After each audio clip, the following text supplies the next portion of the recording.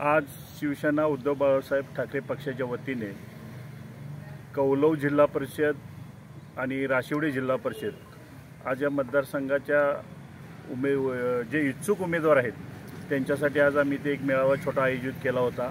त्या मेळाव्यासाठी आमचे सर्व या विभागातले सगळे पदाधिकारी उपस्थित राहिले।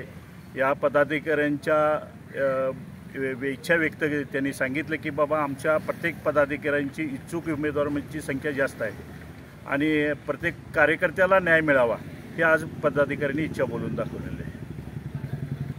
आज शिरगाव येथे झालेल्या उद्धव बाळासाहेब ठाकरे पक्षाच्या कार्यकर्त्यांच्या मेळाव्यामध्ये जिल्हा परिषद पंचायती समितीसाठी इच्छुक उमेदवारांची मांदेआळी दिसून आली।